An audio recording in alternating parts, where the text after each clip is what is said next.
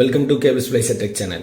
இந்த வீடியோவில் நம்ம என்ன பார்க்க போகிறோம்னா, டிசினோட பிஓசி மூலமாக ஆன் பண்ணும்போது சில கஸ்டமர் வீட்டில் பிஓசி போட்டிருக்கும்போது இந்த மாதிரி படம் வந்து ஸ்டில் ஆகும். அப்போ பிஓ எடுத்துட்டு டேரெக்டாக மாட்டும்போது படம் வந்து நல்லா எம்மியாகும். அப்போ வேறு பிஓசி போட்டாலுமே இதே பிரச்சனை இருந்துக்கிட்டே இருக்கும்.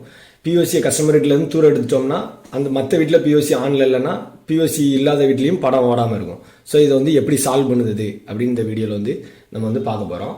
இதுக்கு வந்து ஒரு டிசி நோடு வந்து எடுத்திருக்கோம்.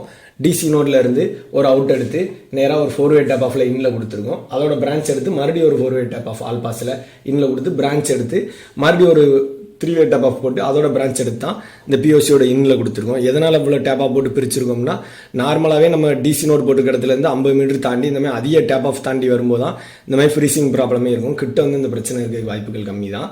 ஸோ அதனால் சிக்னல் கம்மியாக வரணுங்காண்டி இவ்வளோ பிரிச்சிருக்கோம். ஓகே, இப்போ வந்து படம் வந்து ஸ்டில் ஆகிட்டு இருக்கு. எவ்வளோ வருது அப்படின்னு நம்ம பார்ப்போம். லெவல் வந்து 55, குவாலிட்டி 43, எம்இஆர் வந்து 24 வருது. 25 காட்டுது.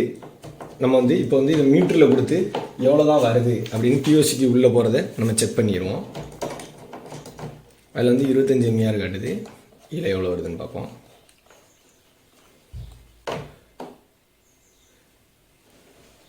ஓகே, இப்போ வந்து டிசி நோடு வந்து ஆஃப் ஆயிடுச்சு. எதனாலன்னா ஒரே ஒரு பிஓசி தான் இங்கே ஆனில் இருக்குது. அதனால் டிசி நோடு வந்து பிஓசிக்கு போகிற இன்னும் கலத்தினால ஆஃப் ஆயிடுச்சு. அதனால் இன்னொரு பிஓசி வந்து நம்ம எக்ஸ்ட்ரா ரெடி பண்ணி வச்சுருக்கோம்.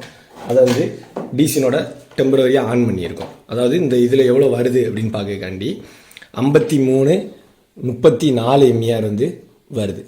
ஓகே, இப்போ 34 எம்இஆர் வருது தான் உங்களுக்கு கொடுக்கும்போது அவங்களுடைய வந்து படம் ஸ்டில் ஆகுது. இதை வந்து எப்படி சரி பண்ணுது அப்படின்னு பார்ப்போம். இப்போ வந்து எக்ஸ்ட்ரா கொடுத்த டிசி பவர் வந்து தூரம் எடுத்துருவோம். ஓகே, இப்போ வந்து இந்த ஒரே பிஓசியில் தான் அந்த நோடு வந்து ஓடிட்டு இருக்கு. இத்தனை டேப் ஆஃப் தாண்டி இந்த மாதிரி படம் ஸ்டில்லாத பிரச்சனையை சரி பண்ணுறதுக்கு இந்த மாதிரி பழைய பவர் இன்செர்டர் வந்து நம்ம யூஸ் பண்ணிக்கலாம். இந்த மாதிரி பவர் இன்செர்டர் யூஸ் பண்ணி கொடுத்தோம்னா பிஓசிலேருந்து வர ரிட்டன் பவரில் நோடையும் ஆன் பண்ணிக்கலாம். வார சிக்னலையுமே லாஸ் இல்லாமல் செட்டாப் பாக்ஸும் கொண்டு போய் படம் ஸ்டில்லாத பிரச்சனையும் நம்ம வந்து சரி பண்ணிக்கலாம். இதை எப்படி பண்ணுது அப்படின்னு நான் லைவாகவே வந்து செஞ்சு காட்டுதேன். வெளியே இருந்து வர கேபிள் இன்னு வந்து நம்ம பிஓசிக்குள்ளே போய் செட்டாப் பாக்ஸுக்குள்ளே போகுது. அந்த கேபிள் இன்னை வந்து கலத்திக்கிடுங்க. இந்த மாதிரி பவர் இன்செர்டரில் வந்து நீங்கள் பார்த்தீங்கன்னா தெரியும், ஒரு இதில் வந்து ஏசின்னு போட்டிருக்கோம், ஒரு சைடு ஆர்எஃப், ஒரு சைடு ஏசி ப்ளஸ் ஆர்எஃப். சில பவர் இன்செர்டரில் வந்து இந்த ஏசி ப்ளஸ் ஆர்எஃப் பேர் அவுட்டுன்னு போட்டிருக்கோம். இதை யூஸ் பண்ணி தான் இப்போ இந்த ஸ்டில்லிங் பிரச்சனையிலேருந்து நம்ம வந்து சரி பண்ண போகிறோம். அதாவது கேபிள் இன் பிஓசியில் கேபிள் இன்னில் உள்ளதை எடுத்து நேராக ஏசி ப்ளஸ் ஆர்எஃப்பில் கொடுக்கும். அதாவது சில பவர் இன்செர்டரில் வந்து அவுட்டுன்னு போட்டிருக்கோம், இதில் வந்து ஏசி ப்ளஸ் ஆர்எஃப்னு போட்டிருக்கு, அதில் கொடுக்கும். 2 செட்டாப் பாக்ஸ், அதாவது இன்னில் வந்து செட்டாப் பாக்ஸுக்கு போன கேபிள் எடுத்து நேராக இந்த பவர் இன்செர்டரில் ஆர்எஃப்பில் வந்து கொடுக்கும். ஓகே, ஆர்எஃப்பில் வந்து கொடுத்தாச்சு. அதாவது இதில் கேபிள் இன்னில் வந்து 2 செட்டாப் பாக்ஸ் போனதை ஏசி ப்ளஸ் ஆர்எஃப்பில் கொடுத்து ஆர்எஃப்பை தனியாக உள்ளே கொடுத்தாச்சு. ஓகே, இப்போ வந்து நோடு வந்து இன்னும் ஆன் ஆகலை. எதனால இன்னும் 12 வோல்ட் போகலை. 12 வோல்ட்டோட பவர் வந்து இந்த பிஓசியில் தான் நிற்கி. இதை பவர் இன்செர்டரில் கொடுக்க என்ன பண்ணோம்னா, எக்ஸ்ட்ரா ஒரு துண்டுவை ரெடி பண்ணி கேபிள் இன்னில் தான் அந்த 12 வோல்ட் வந்து ரிட்டர்ன் ஆகி வரும். அந்த இதில் இன்னொரு ஒயரை மாட்டுதோம். மாட்டி அந்த துண்டு ஒயரை எடுத்து நேராக இந்த பவர் இன்செர்டரில் வந்து ஏசியில் வந்து கொடுக்கும். இது எல்லா பவர் இன்செர்டர்லையுமே ஏசின்னு தான் போட்டிருக்கோம். இப்போ பார்த்தீங்கன்னா தெரியும், டிசி நோடு வந்து ஆன் ஆயிடுச்சு. இப்போ நீங்கள் பார்த்தீங்கன்னா அதே டேப் ஆஃபில் வர அதே ஆர்எஃப் பவர் தான். இப்போ வந்து லாஸ் இல்லாமல் லெவல் வந்து 55, குவாலிட்டி 78, 36 இருக்குது. அதாவது பவர் இன்செர்டர் வழியாக கொடுத்துருக்கோம். இதில் வந்து என்ன நடக்குன்னா, 12 வோல்ட் பவர் வந்து நேராக இந்த ஏசிக்கு வந்து நேராக ஏசி ப்ளஸ் ஆர்எஃப்ல வழியாக ரிட்டர்ன் போய் அந்த நோடு வந்து ஆன் ஆகிடுது. ப்ளஸ்ஸு அங்கேருந்து வர கேபிள் இன் சிக்னல் வந்து லாஸ் இல்லாமல் அதே ஆர்எஃப் வழியாக செட்டாப் பாக்ஸுக்குள்ளே உள்ளே வந்து போயிடுது. அதாவது இந்த பிஓசிக்குள்ளே போய் லாஸ் ஆகுது வந்து இதில் இந்த பவர் இன்செர்டர் மாதிரி போடும்போது லாஸ் இல்லாமல் உள்ளே போயிடுது. சேனல் வந்து ஃப்ரீஸ் ஆகாது.